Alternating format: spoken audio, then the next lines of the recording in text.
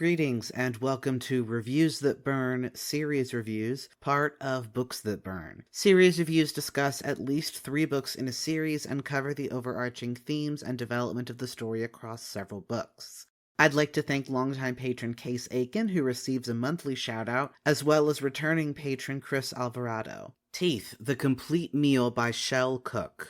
Teeth, The First Bite. Being dead just got complicated. Spencer's life began after his death. Being a vampire is better than any teen flick made it out to be. After all, what's not to like? He's stronger, faster, and deadlier than any predator. He has a job, a home, and he'll be young and pretty forever. When Thomas wakes up in the throes of transitioning, Spencer is assigned to train the newly sired vampire. He thinks it'll be fun, but it could turn the afterlife upside down for everyone, even the people Spencer didn't know existed. Spencer is about to learn that the rules he has been abiding by since his death are all lies, and he must help Thomas adjust to his new life before they are turned from predator to prey. This is independently published. The length is approximately 800 pages across a trilogy and a short story collection. It's adult, the genre is fantasy, and I highly recommend this. The queer rep summary: there are gay or Achillean main characters and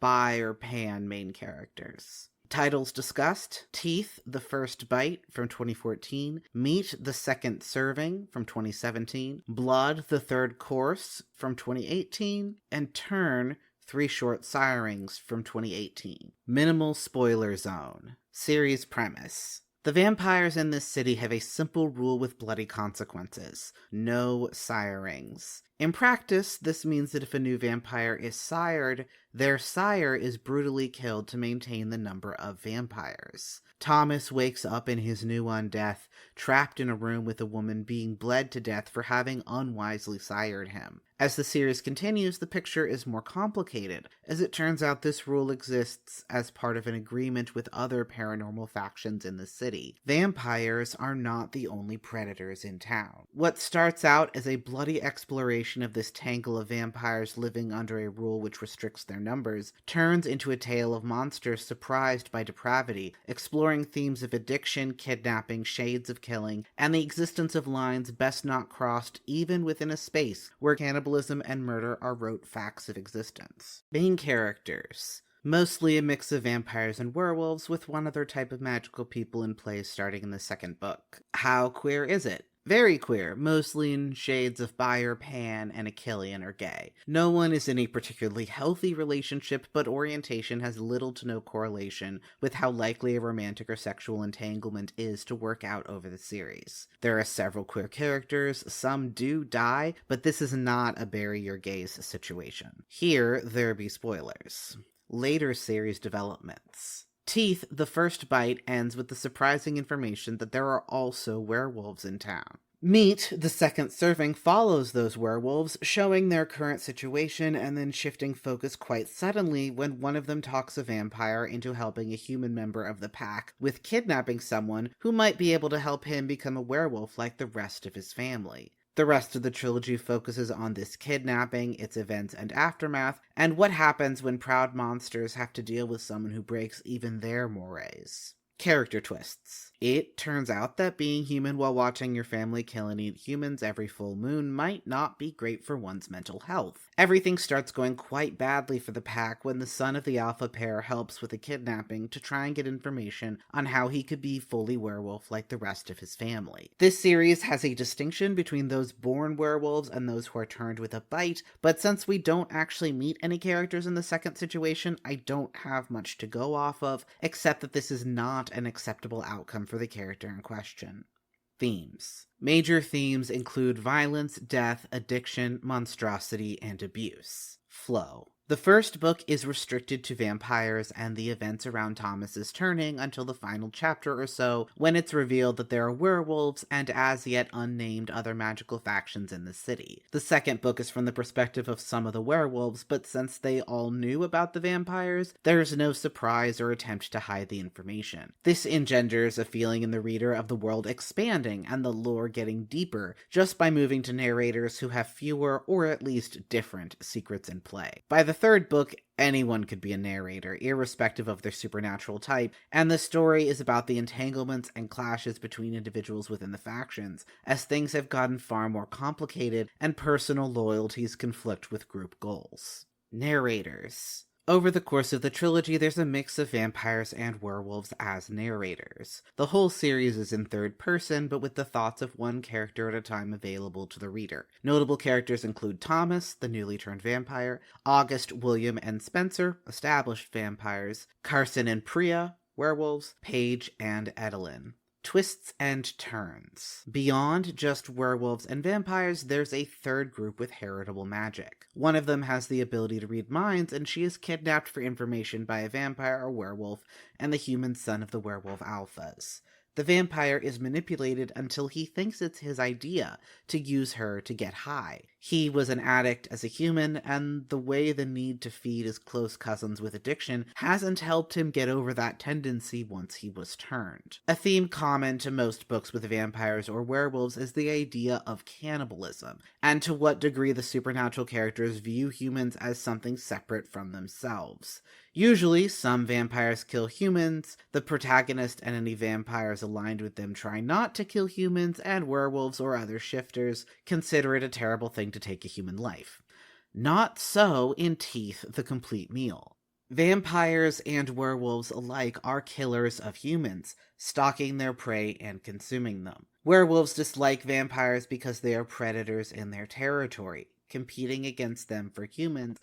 In a world where the humans try to keep track of murders and disappearances, and a dogged investigation could mean exposure and conflict.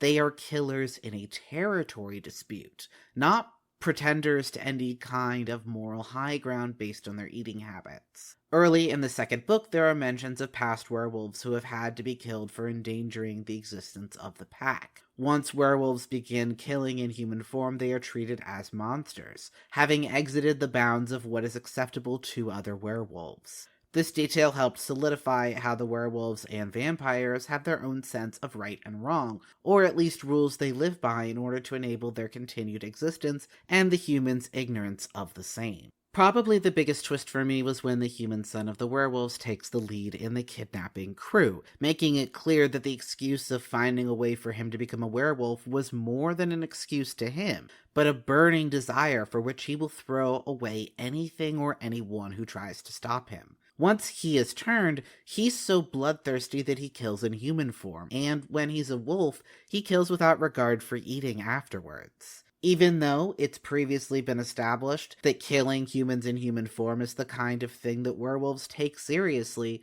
his parents insist that he must not have killed them, believing his story without a deeper examination. Werewolves kill for food at the full moon, but he is killing for a mixture of sport, boredom, and malicious contempt for those who are merely human. Most other werewolves and vampires treat humans as a mixture of prey and potentially dangerous enemies, taking care to keep their own supernatural existence hidden from the authorities so that the wrath of the human city doesn't come down upon them. The Alpha Son has no caution or respect, none for humans, not vampires, and not even his fellow werewolves. His monstrous actions are along a continuum of acceptable werewolf behavior, but if any other werewolf had started killing humans outside the full moon hunts, then they would have been killed as a danger to the other werewolves. We know this because that is what happened to Priya's parents before she was adopted into this pack. They were killing humans while still in human form and were killed by the other werewolves for it. But now that it's their own son who they thought would never be able to transform and be part of the pack, the Alphas reject the idea that anything could be wrong, and buy into these flimsiest justifications for his actions both during and outside of the hunt. Addiction, in particular, is treated as something nuanced and something which ultimately doesn't have to ruin your life or on death, but it takes a long time before there's room for a more positive message amidst all the trauma, addiction-related or otherwise. One vampire's past addiction to drugs in his mortal life and his current vampiric need for blood are used against him by someone who knows his potential weakness and places him in a position where he's specifically vulnerable. From that point, everything he does, good and bad, is on him, and there's quite a lot of bad before he starts to turn around in the third book. Spencer spends several months feeding from Edelyn, a mind reader whose blood induces a form of high when consumed by a vampire like Spencer. Part of his recovery arc in the third book revolves around whether it's possible for him to make amends to her after kidnapping her and using her for her blood for months. By the end, they've reached an equilibrium where they're able to both be part of the mixed vampire and werewolf group leaving town. While Spencer thinks what he did is unforgivable and irredeemable, not even Edelyn thinks that there's no way back for him, and she's an active part of his road to recovery. His struggles with addiction are treated as struggles that don't have to indict or define him, leaving room for him to have fallen off the wagon, as it were, within the narrative, but still have a positive existence going forward. Current status. The series is complete as a trilogy with an accompanying short story collection telling a full story with a definite ending. I read the omnibus edition with all 4 volumes. If the author ever returned to that world, it would be with a new narrative. If you like this, you may like Blind Man's Wolf by Amelia Faulkner and Certain Dark Things by Silvio Moreno Garcia. Major series content warnings: blood, addiction, violence, kidnapping, emotional abuse, cannibalism, murder, and death. Bookshop affiliate buy links and links to the series page on Indie Story Geek are included in the show notes.